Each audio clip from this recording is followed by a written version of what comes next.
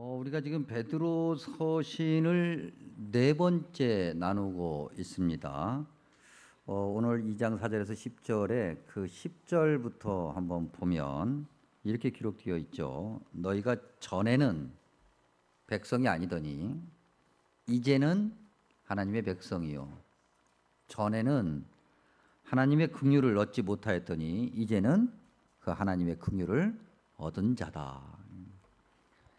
그러니까 과거와 현재, 방금 전까지와 지금, 이걸 이제 강조해서 얘기하고 있는 거죠. 지금까지 우리가 지금 베드로 서신 말씀 나누면서 1장 3절도 그렇고 23절도 그렇고 거기에 나와 있는 단어로 바꿔 얘기하면 전에는 그랬는데 이제는 할 때 그 이제는 우리가 거듭난 백성이다. 거듭난 자다. 2장 3절의 표현으로 바꿔 얘기하면 주의 인자하심을 맛본 자다. 누가? 저와 여러분이. 주님을 믿는 자들이, 교회를 다니는 자들이.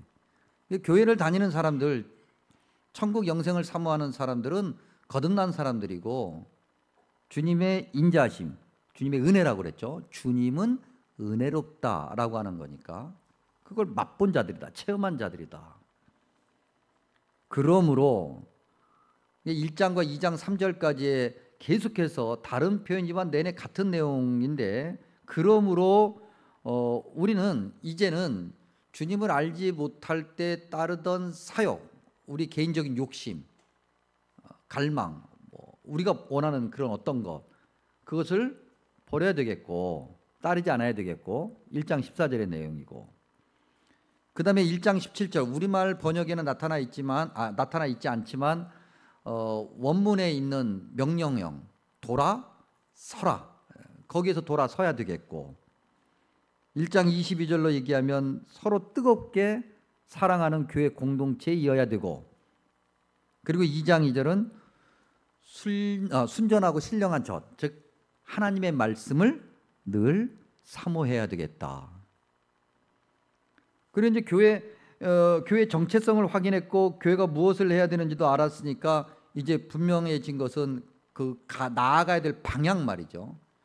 교회가 또 예수님을 믿는 사람들이 잡아야 될 방향이 어딘가가 이제 분명해지는 거죠. 오늘 우리가 읽은 말씀 2장 4절에 보니까 그 방향을 뭐라고 그랬냐면 예수께 나아간다 그랬어요. 성경은 뭐 곳곳에서 이거에 관해서 얘기하죠. 우리가 예수님을 믿는 사람들이 목표로 딱 삼아야 되는 것, 우리가 어떤 여정에 있다고 한다면 그 여정의 어떤 최종 목적지, 도착지는 예수님이어야 된다고 하는 거죠. 이러한 믿음의 고백이 성경 곳곳에 있는데, 뭐 대표적으로 고린도전서 9장 24절에서 26절로 말씀을 드리면 운동장에서 다름질하는 자다 그랬어요. 우리는 바울의 입을 통해서 이제 우리가 우리의 어떤 인생 여정을, 믿음의 여정을 보면 우리는 운동장에서 다름질하는 자 같다.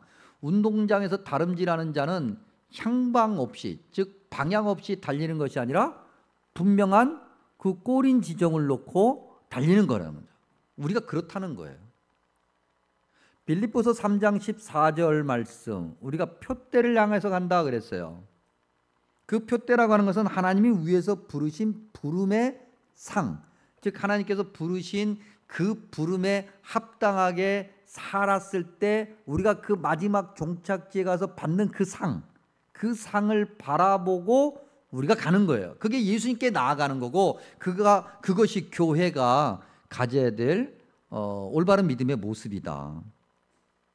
그런데 만약 방향을 잘못 잡으면, 그게 예수님께 나아가야 되는데 예수님이 아닌 다른 것을 목표로 삼고 그것을 쫓아가게 되면 어떤 일이 생길까? 지난주에 제가 피정 다녀왔습니다. 이제 피정을 들어갈 때 이제 기도하면서 목표한 게 있어요. 이제 가면 뭐 하고 어떻게 시간을 보내며 어떤 기도 제목을 가지고 어떻게 할 건가. 이제 그 중에 하나가 이제 책을 이제 한 두어 권 들고 가서 완독하는 거였는데, 그 중에 하나가 이제 이 책을 읽었어요. 집단 착각이라는 책이에요. 집단. 뭐 이분에 관해서 소개해 놓은 것이 좀 흥미스럽고 책 제목도 재밌잖아요. 뭐 원래 영어 원서도 집단적으로 착각한다는 거예요. 그러니까 한마디로 얘기하면 이 책의 내용은 다시 얘기하면 사람들이 살면서 집단적으로 착각하는 것들이 너무 많다는 거예요. 별 생각이 없이 그냥 뭐 우리가 그렇게 얘기하잖아요. 남들 다 그렇게 하는데 뭐 그렇게 살면서 만들어내는 문제점들이 많다라고 하는 것을 뭐 신뢰를 막 들어가면서 얘기를 했어요. 뭐 책값 비싸요. 근데 이거 예 비싸 보이죠. 예 그리고 뭐 읽기 뭐 그렇게 따분하진 않은데 좀 재밌기도 한데 혹시 잠 안 오시는 분들 성경 다음으로 이거 추천합니다. 성경 읽을 때 제일 많이 잠이 오고 그 다음에 이제 요거 읽으시면 아마 잠이 솔솔 올 것 같은데 어쨌든 이 책에 이런 내용이 있더라고요. 뭐 물론 우리나라 상황하고는 좀 다를 수 있어요. 장기 기증을 이제 장기 수여 그러니까 우리가 어디 아프다 보면은 신체 어떤 장기를 이제 기증받는 그런 경우가 있잖아요. 이제 이분은 이제 콩팥 신장이라고 하는 콩팥을 이제 예로 들었는데 물론 이제 이분은 이제 미국 사람이니까 미국의 경우겠죠. 근데 우리나라도 뭐 예외는 아닐 것 같은데 어쨌든 미국의 경우를 예를 들면 신장을 즉 콩팥을 기증하는 사람보다는 신장 콩팥을 받기를 원하는 사람이 훨씬 많겠죠. 그래서 예를 들어서 뭐 콩팥을 기증받기를 원하는 사람이 100명이라고 그러면 이제 기증하겠다고 하는 사람은 뭐 많아봐야 한 10분의 1 정도밖에 안 되니까 그것도 많이 잡았을 때 그러니까 콩팥을 놓고 이제 기증받기를 기다리는 사람들 또는 뭐 콩팥 아니더라도 뭐 그런 사람들이 이제 기다리다가 그 기증받기를 원해서 순서에 올려놓고 기다리다가 시간이 지나서 죽는 경우도 이제 안타깝지만 종종 있죠. 근데 이제 반대로 그 콩팥 말입니다. 그 콩팥을 예를 들었는데 콩팥의 건강한 콩팥이죠. 건강한 콩팥이니까 그걸 이제 기증받아서 필요한 환자에게 이식하려고 하는 거 아닙니까? 근데 그 건강한 콩팥의 5분의 1이 폐기된대요. 왜 폐기가 되느냐? 시간이 지나가서 폐기가 된답니다. 그 문제가 없어 콩팥 자체는. 근데 시간이 지나서 폐기가 되는 거예요. 근데 왜 그러면 시간이 지날까?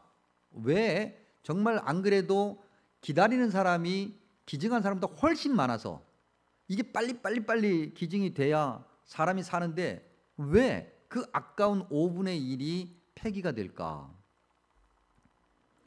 사람들이 그런다는 거죠. 예를 들어서 뭐 이제 내 순서가 뭐 한 뭐 100번째라고 해요.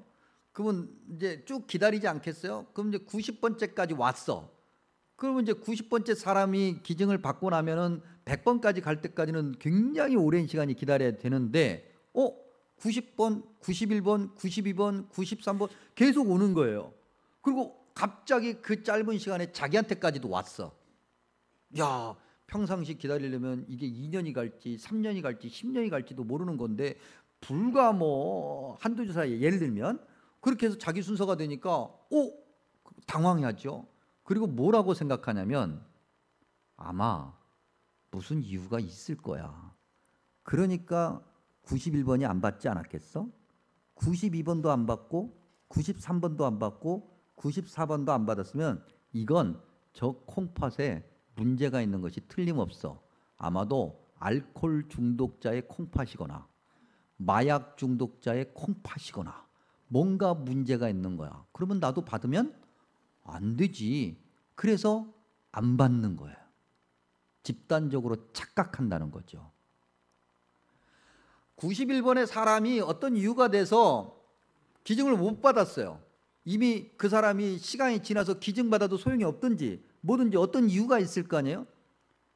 그러니까 92번째 되는 사람도 그래서 안 받는 거죠. 그러니 94, 95, 96번 되는 사람들은 당연히 안 받게 되겠죠. 뭔가 문제가 있을 거라는 거죠.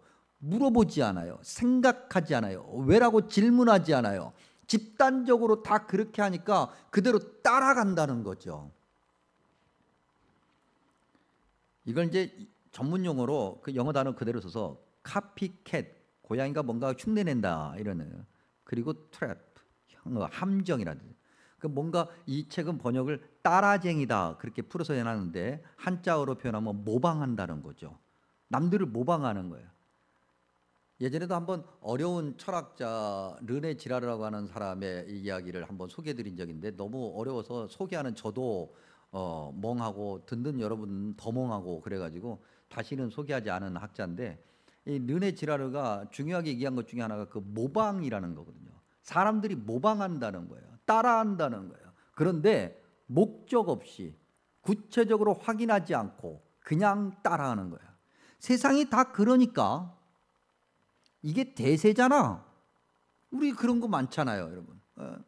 정치적인 어떤 그런 이념조차도 사실은 뭐가 옳고 그른지에 대해서 잘 판단하지 않고 한쪽에 꽂히면 그냥 그대로 따라가 버려요.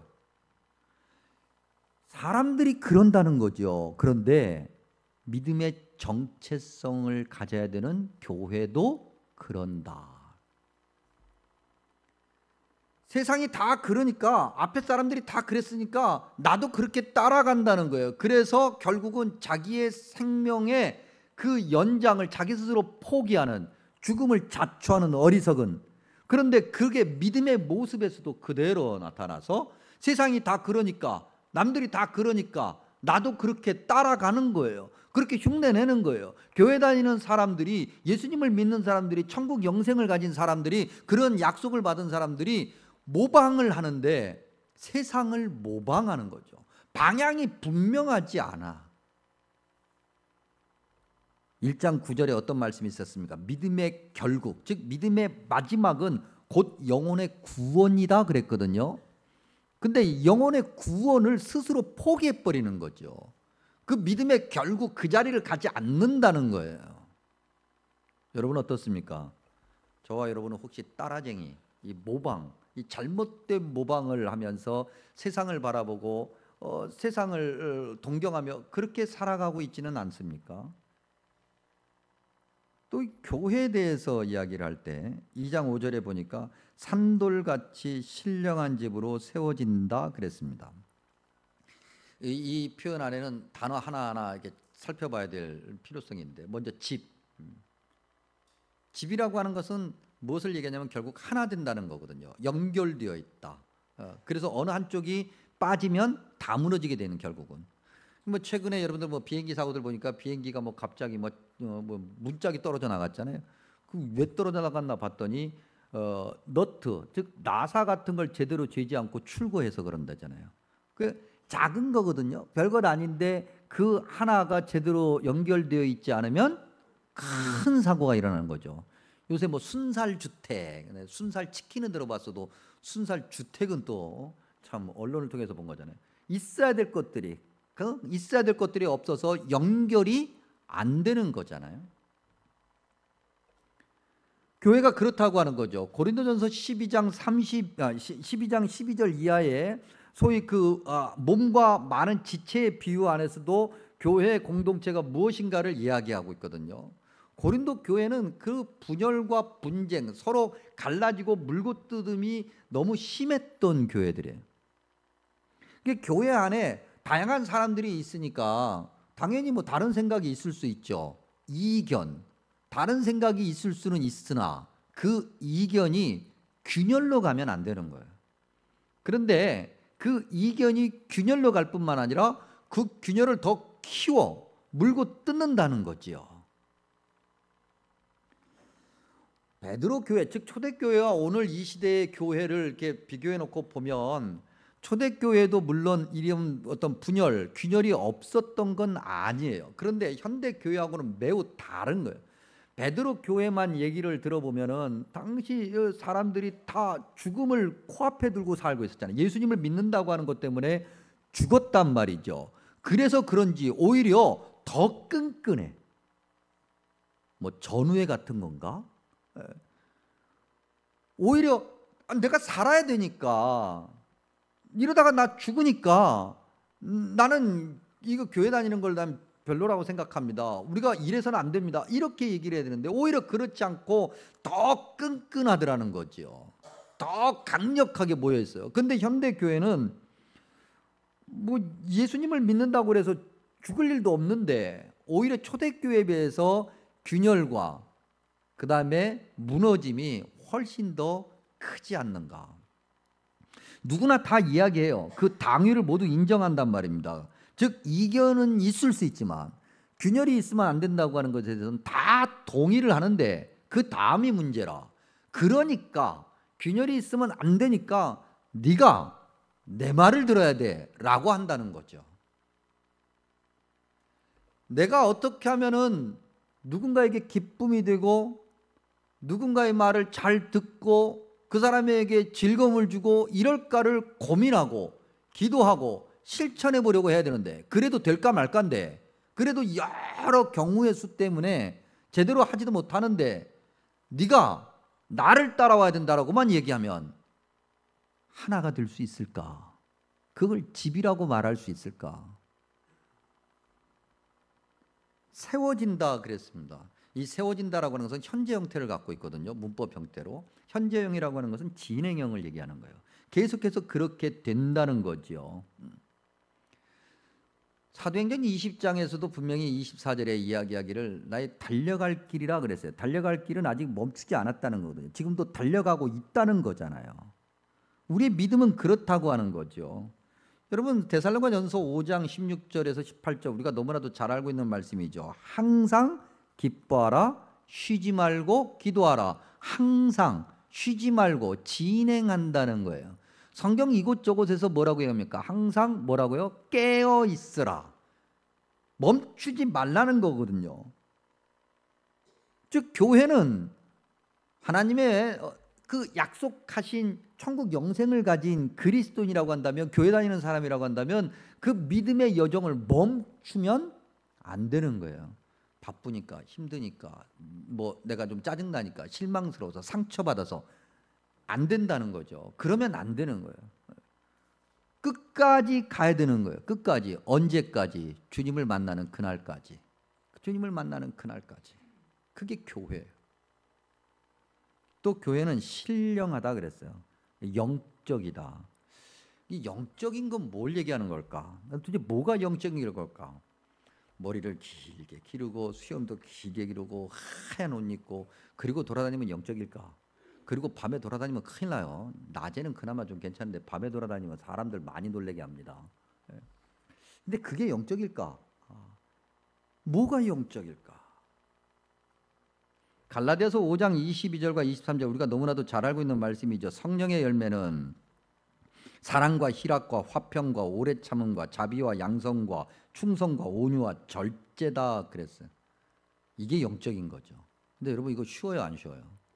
쉬워요, 어려워요? 어렵죠, 여러분. 우리가 사랑해야 된다는 건 다 아는데 날마다 사랑할까? 희락, 기쁠 희잖아요. 즐겁고 예수님을 믿는 것이 기쁘고 즐거워요. 저와 여러분이 그래요? 예수님을 믿고 와 오늘 아침에 교회 가는데 와 오늘 11시 반 예배다. 너무너무 즐겁다. 그런 분 오른쪽 엄지발가락 한번 들어보세요.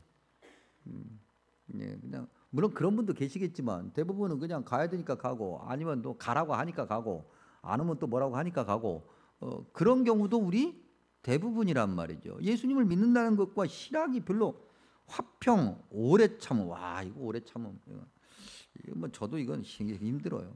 자비, 양선, 충성, 온유, 절제 다 어렵단 말이죠. 근데 이런 것들을 하라고 말씀하고 계시고 이런 것들을 하려고 애쓰는 것, 무릎 꿇고 몸부림치는 것 이게 영적인 거예요.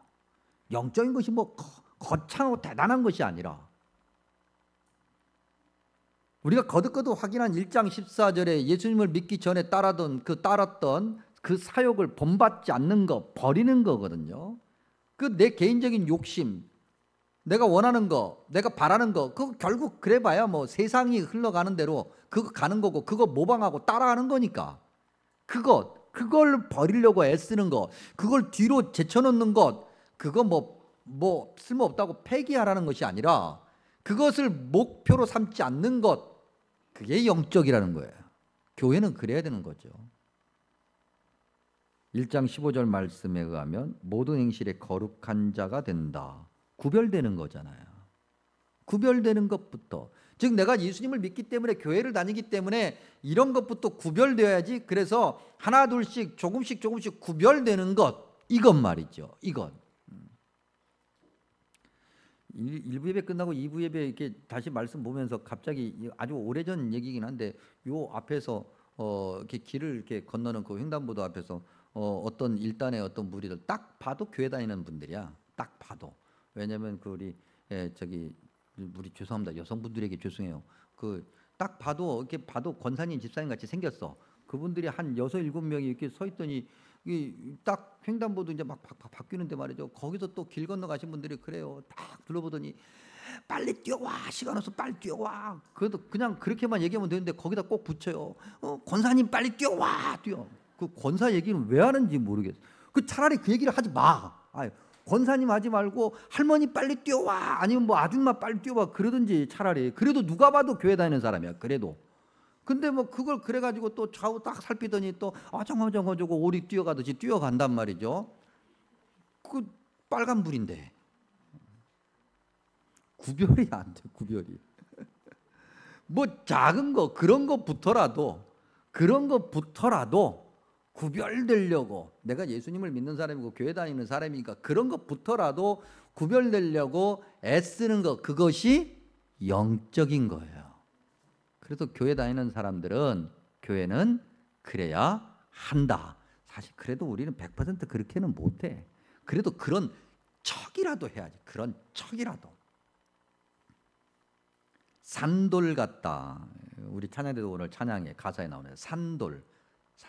살아있는 돌. 그건 이제 예수님을 이제 비유하는 거거든요. 그건 이제 조금 이따도 보겠습니다만 시편 118편의 말씀을 인용한 거니까. 그 살아있는 돌, 예수님 같아야 된다. 근데 살아있지 않아. 살아있는 척하지. 예를 들어서 요한계시록 3장 1절에 4대 교회를 예를 들어서 설명을 하면 4대 교회를 향해서 뭐라고 얘기합니까? 내가 내 행위를 아노니 내가 살았다고는 말하는데 사실은 죽은 거야. 살아있는 척하는 거죠. 이때 이 척은 부정적인 거예요. 무늬만 그리스도인인 무늬만. 산돌, 즉 예수님처럼 함께 사는 것, 그것이 살아있는 거예요. 그럼 예수님처럼 사는 건 뭔데요? 십자가를 지는 거잖아요. 계속해서 말씀드린다면 십자가를 진 사람은 옆에 사람이 뭐라고 하는지 잘 볼 겨를이 없어요, 여러분. 십자가 져서 막 힘든데 말이죠. 여러분들 그 보셨어요? 십자가 딱 지고 난 다음에 커피숍에 앉아가지고는 야 뭐 이렇게 저렇게 그런 사람이 어디 있어요? 십자가를 지는 순간 다리가 후들거리고 허리가 저절로 굽어지며 고개를 숙일 수밖에 없고 땀이 비 오듯이 흘면서 겨우 비틀비틀 걸어가는데 남이 어떻게 가는지를 어떻게 봐요? 교회는 그래야 된다는 거죠. 그래야 살아있는 거예요. 갑자기 생각나네요. 살아있네. 교회는 살아있어요. 산 것처럼 서 있는데 죽어. 날마다 죽어. 그야말로 십자가의 죽음이 아니라 영혼의 죽음의 길을 가. 어리석은 거죠. 교회는 방향을 분명하게 잡고 예수님께 나아가야 되고 산돌 같은 예수님과 함께하면서 집으로 하나가 되어서 날마다 그렇게 영적인 연습과 훈련을 하며 세워져 가야 되고, 그리고 2장 5절에 계속해서 이어지기를 거룩한 제사장이 되어야 된다. 그러면 2장 9절에서도 계속해서 얘기하죠. 택하신 족속, 왕 같은 제사장, 거룩한 나라, 그의 소유된 백성이다. 이건 구약에서부터 계속 얘기하고 있는 거거든요. 여러분 구약을 읽어보면은 하나님께서 많은 이 땅의 사람들 중에서 누구를 선택하셨냐면 야곱의 후예들을 선택하셨다. 야곱의 자녀들. 그 야곱이 누군지를 알아요, 당시. 당시 사람들이 야곱 보면은 야곱이 누군지도 몰라요. 아무도 모르는 거예요. 여러분 이스라엘 백성들을 히브리 백성이라고 얘기할 때 그 히브리라고 하는 그 단어의 원래 그 출발은 그야말로 근본도 없고 아무것도 없는, 그야말로 좀 심한 얘기, 안 좋은 얘기지만 머저리 같다, 이런 의미거든요. 그러니까 누구도 인정하지 않는 그러한 사람들을 하나님이 선택하셔서 하나님의 백성 삼으시고 그들 중에서 12지파 중에서 레위 지파를 선택하셨고 레위 지파 중에서 아론의 자녀들을 제사장으로 선택하셨다. 이걸 레위기 20장 24절 이하에서는 한마디로 얘기하면 뭐라고 말하냐면요, 너희를 만민 중에서 구별하였다. 구별한 거예요. 왜 구별하셨는가? 오늘 우리가 읽은 말씀 2장 9절 말씀 끝부분에 보니까 뭐라고 기록되어 있습니까? 기이한 빛에 들어가게 하신 이 예수님, 그 예수님의 아름다운 덕, 바꿔 얘기하면 복음을 선포하게 하려고, 입으로 선포가 아니라 삶으로 살아내서 많은 사람들이 교회 다니는 사람을 통해서 하나님이 구별해서 선택해 준 그 사람을 통해서 주님이 원하시는 것이 복음이 뭔지를 알게끔 하기 위해서. 여러분, 교회라는 단어 자체가 그런 거예요. 에클레시아, 에크, 갈레오, 하나님께서 특별한 목적이 있어서 부르신 그 사람들이 에클레시아, 교회란 말이죠. 그러한 교회의 사명을 감당해가는 그 순간 모두가 다 제사장이 된다. 이 제사장이라는 것이 뭐 어떤 이렇게 뭐 예배 드릴 때 우리 눈에 가시적으로 보이는, 오늘날 굳이 따지면 목사님 같은 그러한 사람. 그래서 만인 제사장 그러면은 모두가 다 우리도 제사장이 되니까 목사님처럼 전부 다 우리도 다 할 수, 그런 의미가 아니고, 그건 굉장히 성경을 잘못 보고 있는 거예요. 그런 의미가 아니고 우리 모두가 다 하나님께서 특별히 구별하여 부르신 하나님의 백성이므로 하나님이 원하시는 그 복음을 삶으로 살아내야 되는 거예요.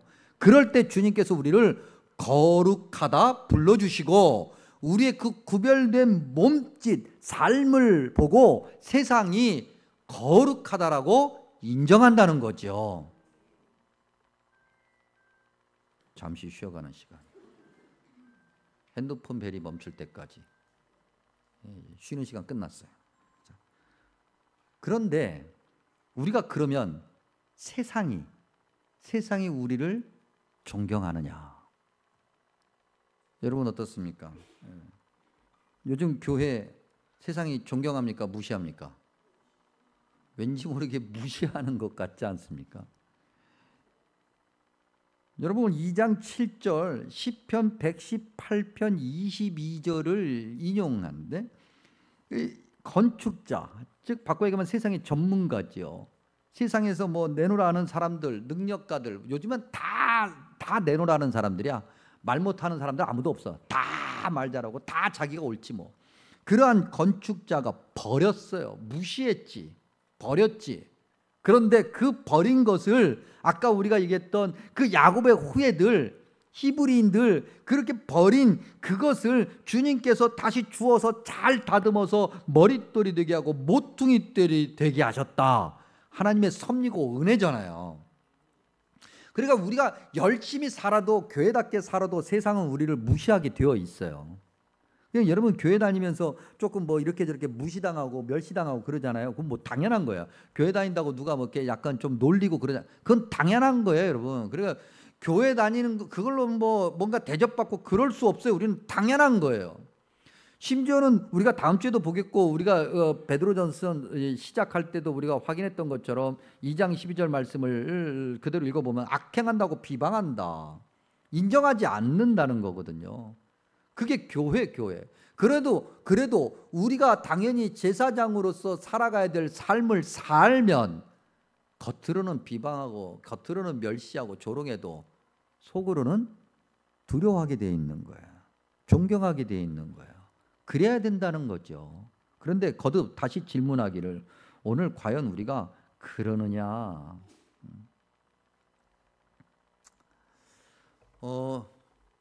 잠깐 좀 상식적인 얘기인데, 여러분들은 그런 경험이 있으신지 모르겠습니다만 저는 예전에, 아주 오래전에 이 단어를 가지고 뭐 어떤 분이 막 거창하게 이렇게 설명하고 가르치려고 한 적이 있어서 요건 좀 잠깐 말씀에서 조금 벗어나서 설명을 하고 가야 될 것 같아요. 주님께서 건축자들이 버린 돌을 모퉁이 돌을 삼으셨다 할 때 그 모퉁이 돌이 뭐냐? 사실 그 모퉁이 돌이 뭔지 중요하지 않아요. 그거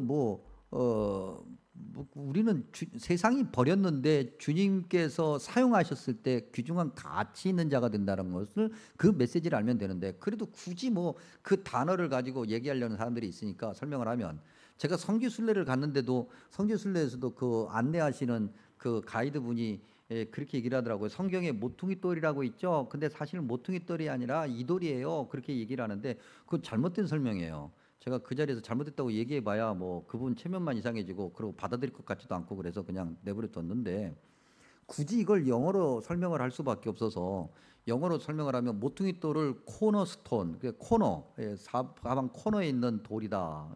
주춧돌 같은 거죠. 기둥을 받치는 돌. 그다음에 이제 그 가이드분이 설명했던 것은 이제 이렇게 아치 형태로 지으면, 여기서부터 이렇게 아치 형태로 짓다 가운데 돌을 하나 딱 박으면 이것이 완성이 되는데, 그때 그 가운데 박히는 돌, 이걸 이제 영어로 굳이 얘기하면 열쇠라고 하잖아요. 키스톤이다. 열쇠 돌이다. 중요한 돌이라는 얘기인데 그 키스톤이다. 그래서 성경에서 얘기하는 이 모퉁이 돌은 키스톤을 얘기한다. 근데 죄송합니다만 그거 틀린 설명입니다. 왜냐하면 시편 118편을 인용하고 있잖아요. 여러분, 이 아치 형태는 이 그리스 로마의 이 건축 형태를 얘기하고요. 시편 118편에 있는 건축 형태는 그거하고 상관없는 형태예요. 그러니까 우리식 모퉁이 돌이에요, 그야말로. 근데 모퉁이 돌이든 키스톤이든 뭐든 간에 중요한 게 아니고, 중요한 것은 세상이 무시하고 멸시했으나 주님께 순종할 때 우리는 가치 있는 주님의 왕 같은 제사장이 되는 거예요. 근데 오늘 교회가 과연 그런지 잘 모르겠어요. 여러분, 교회 다닌다고 할 때 그러세요? 아유, 존경합니다. 그런 경험을 하신 분, 나 교회 다녀, 존경합니다. 그런 대우를 받아보신 분 한번 손 들어보세요. 이건 손을 들어보세요. 그러셨어요, 권사님? 와, 그럼 권사님이 뭔가 그동안 잘 해오셨기 때문이야. 그냥 처음 만난 사람한테 나 교회 다녀 그랬더니 그런 건 아니잖아요. 그렇죠. 권사님은 특별한 예외 경우고, 그 경우는. 그런데 반대로 교회 다닌다고 그랬더니 그 바쁘고 힘든 세상에 그런데 왜 다니냐고 그런 얘기를 들어보신 분, 그런 경우는 많죠. 저는 이제 목사로서 한번 생각해봐요. 과연 주님께서 이렇게 구별하셨다고 그랬잖아요. 많은 사람 중에서 야곱의 후예들, 야곱의 후예에서 레위 지파 중에서 아론의 자손들을 제사장으로. 오늘 목사님들이 꼭 제사장이라고 그렇게 딱 붙여서 말할 수는 없다 할지라도, 어쨌든 그 제사장의 중요한 영적인 그 자리를 오늘날 목사님들이 담당하고 있다고 한다면, 과연 목사님은 제사장이라는 것 때문에, 바꿔야해서 그냥 목사라는 그 이름 하나로 존경을 받으며 살아가는가? 우리 교인들을 생각하면 여러분들은 참 순수하시게 존경해 주시고 잘 따라 주시는 것 같아서 너무 감사해요. 근데 제가 어디 가서 목사라고 얘기했을 때 사람들이 갑자기 일어나서 인사하면서 존경을 표하고 박수치고 대단하다고 얘기해 본 적은 한 번도 없어요. 오히려 전혀 모르는 사람들이 옆에 앉아서 밥 먹고 커피 마시는 사람들이 목사님들 욕하는 얘기를 들은 적은 몇 번 있어. 그래서 옆에서 아무 생각 없이 듣고 있는 목사가 굉장히 불편해지고 미안하고, 혹시 내가 갑자기 무릎을 꿇고 사과를 해야 되나 싶은 생각도 들고, 그런 경우는 종종 있는데, 심지어는 때때로는 오늘날 이 교회조차도 말이죠. 교회 안에서조차도 목사라고 얘기했을 때 목사님이 영적인 정말 지도자니까 내가 존경해야지라고 할 때 존경이 아니라 관계상 의례적으로 존경하고 그냥 존경하는 척하는 그런 느낌을 받을 때도 없지 않아 있다. 이것이 오늘 이 시대의 목사님들의 고백이라고 한다면, 과연 이 시대를 살아가는 그리스도인들이 왕 같은 제사장이라고 하는 이 대접을 받고 살아가는가? 오히려 무시하고 천대받죠. 근데 어쩌면 그게 당연하다 그랬어요. 그럼에도 우리는 존경받는 그런 제사장이 되어야 되겠는데, 존경받는 교회 되어야 되겠는데 어떻게 해야 될까? 다른 거 없어요.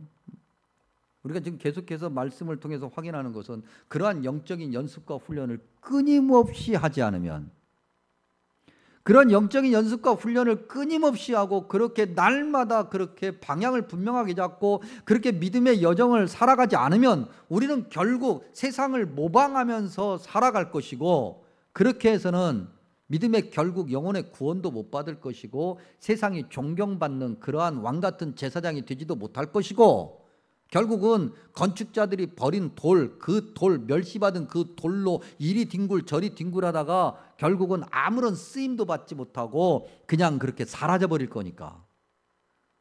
근데 그래서는 안 되잖아요. 교회인데. 주님이 말씀하시죠. 2장 9절에 계속해서 우리를 향해서 말씀하시기를 택하시고 왕같은 자라고 거룩하다고 인정해 주시고 하나님의 소유라고 부르시고 세워주신 이 주님의 은혜 앞에서 우리가 무릎을 꿇고 순종해야 되겠다. 만약 이 땅으로 삶이 끝난다면 우리에게 아무 소망도 없을 것이고 세상에서 우리가 가장 어리석은 자가 될 거지만 우리는 분명히 알잖아요. 지금으로 끝나지 않는다는 것. 아니 우리뿐만 아니고 정말 숨쉬고 있는 모든 생명체는 다 알고 있어요. 그렇기 때문에 죽음을 두려워하는 거 아니에요? 그러니 우리는 더욱더 주님께서 약속하신 그 영원한 생명, 그 나라가 있다는 것을 기억하면서 이제는 전에는 방금 전까지 오늘 아침까지 그건 중요하지 않아요. 이제는 지금 말씀을 듣는 지금 이 순간 우리는 어떻게 살아야 될 것인가를 다시 한번 확인해야 되겠고, 그 믿음의 방향을 분명히 세우고 거기에 날마다 주님이 원하시는 그 길을 가며 제사장으로서의 사명을 감당해야 한다.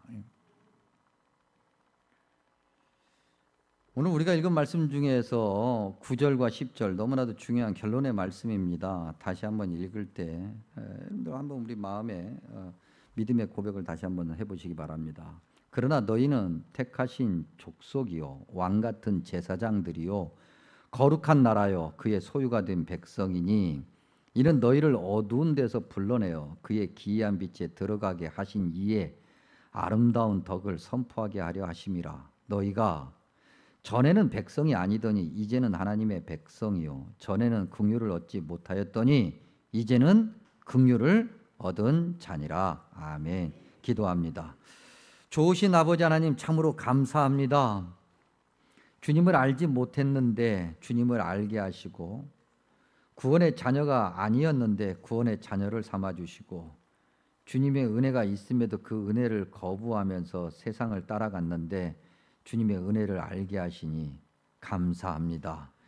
이제 주님의 백성답게 주님의 제사장답게 주님의 은혜를 받은 자답게 이전 것은 버려두고 지금 주님과 동행하는 자가 되기를 소망하오니 주님 지켜주시고 인도하여 주시옵소서.